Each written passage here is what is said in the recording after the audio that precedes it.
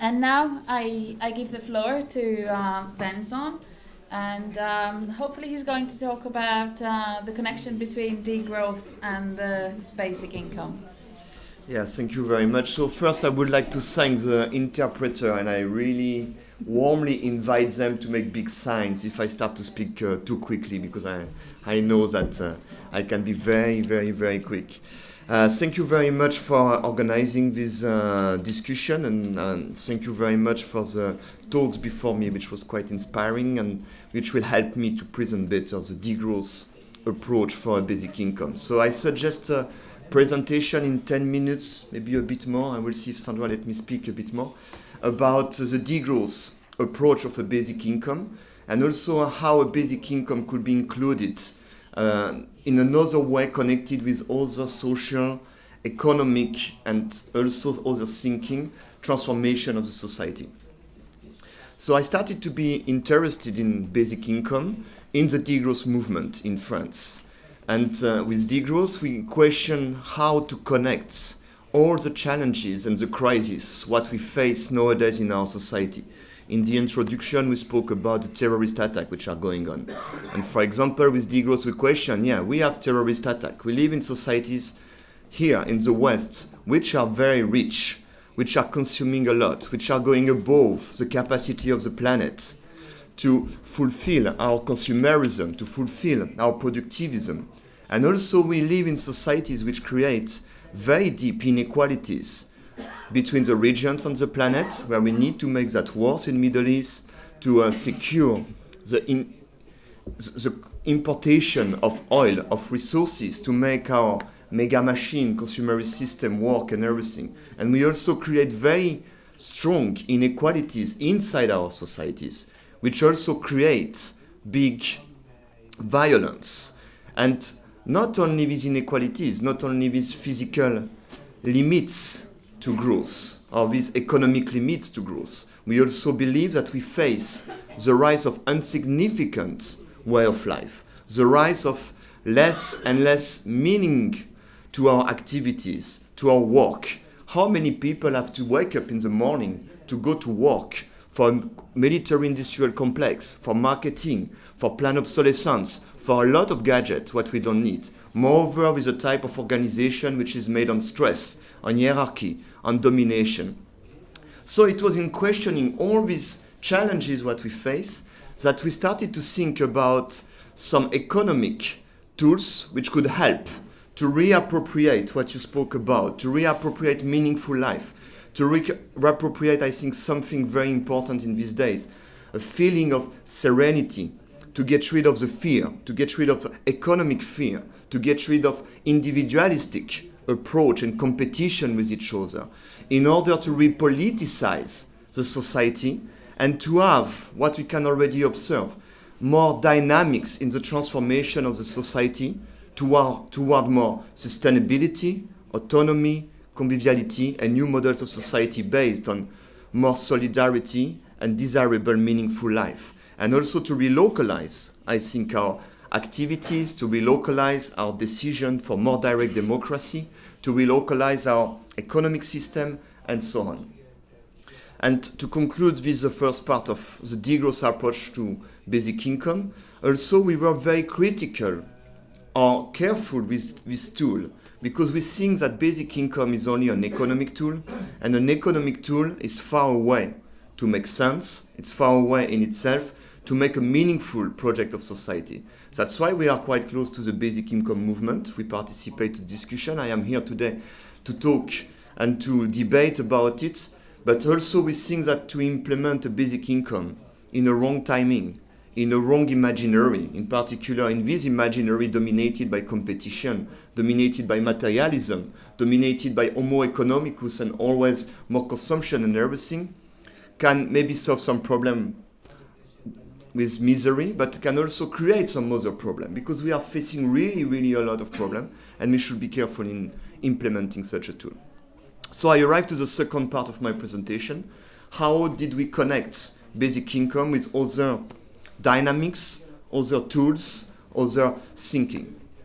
So first we say that basic income could be a fantastic tool for this transformation this transition which is already underway, with all the dynamics which are still minority in our society, all these dynamics around these concrete alternatives, what we can see happening all around the world, including in Brazil, in Netherlands, in Hungary, in France, and so on. All these people who self-organize themselves locally to reappropriate the commons, the tools, the do-house, the production, new economic system, and also meaningful lives, meaningful activities, free time, and so on.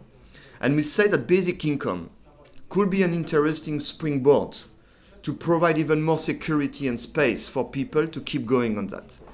But it's not enough.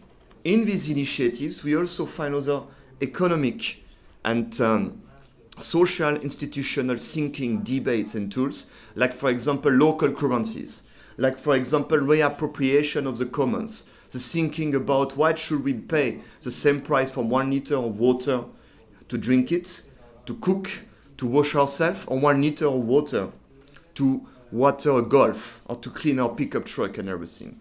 So the main goal all around these ideas, it's also a very interesting tool to repoliticize and question what do we produce, how do we produce it, for what kind of use.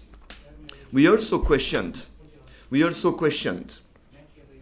the sense of the limit, and we think that this idea of basic income should be connected to discussion about a maximum income, about different type of taxation, or to prohibit a different type of production, to question how is it possible or acceptable that the first international budget is a military-industrial complex.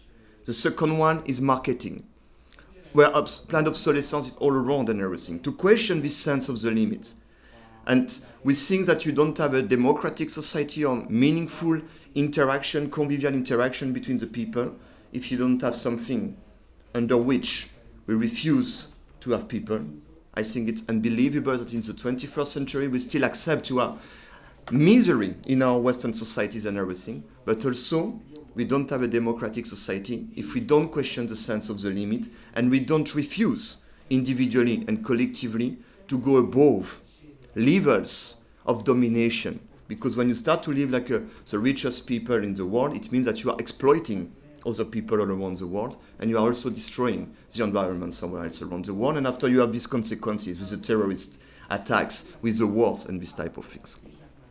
And also we question, and I think it's very important, and it was presented also in the Brazilian project, we question which place economics have in our political societies, in our political decision.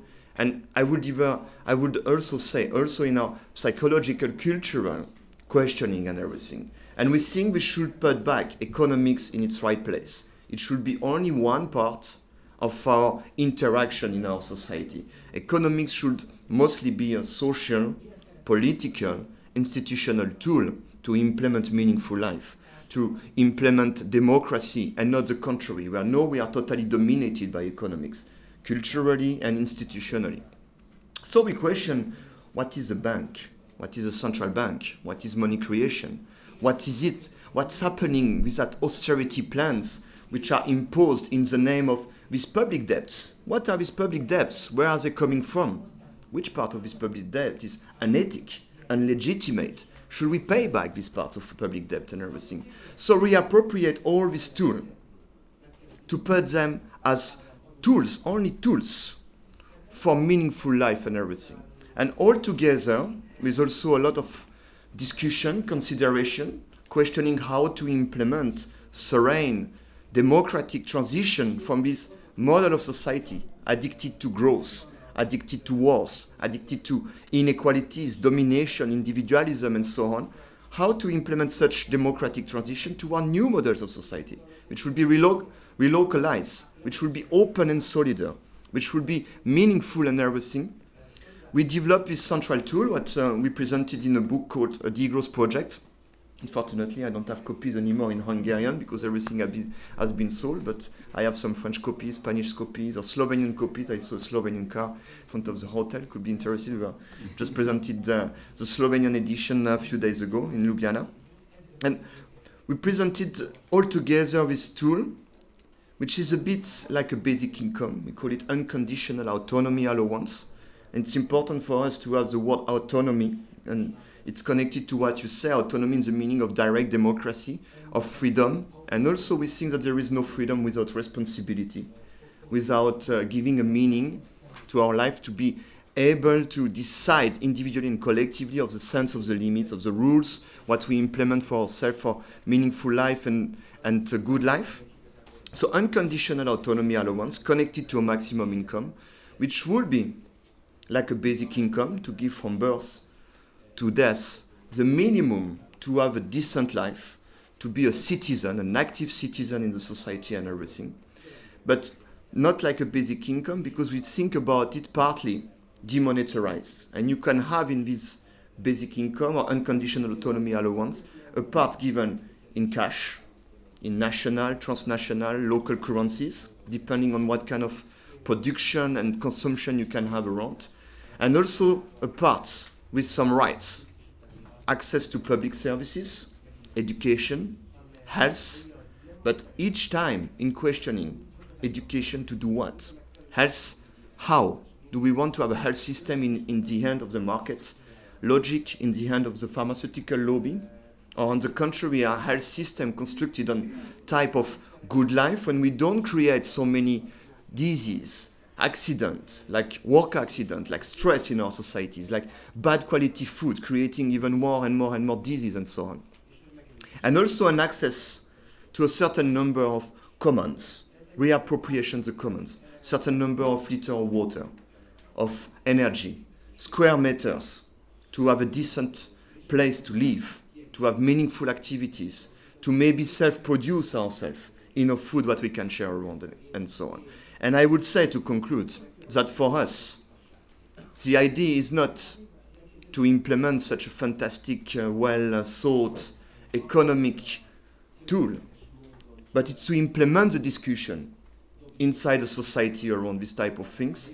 And to quote my good friend Baptiste Milondo from France, who wrote the best book, I think, in French about basic income, he often answers that when will basic income be implemented all around the world? And he says that when the people will be ready for a basic income all around the world, maybe we won't need it anymore. And I think it's really important, because I think most of the blockade what we have in our society are in our minds, are because we are unable to think the world outside of economic logic. And we should come back, live where we are, where the people who are around us reappropriate the tools, reappropriate the commons, and implement other type of interaction. And to conclude with a nice expression, what we like in the degrowth movement, mostly to decolonize our imaginary, to decolonize our economic self-interest imaginary and open new paths for hope. And I think more than ever, we really need hope after what's happening all around the world in these days. Thank you very much.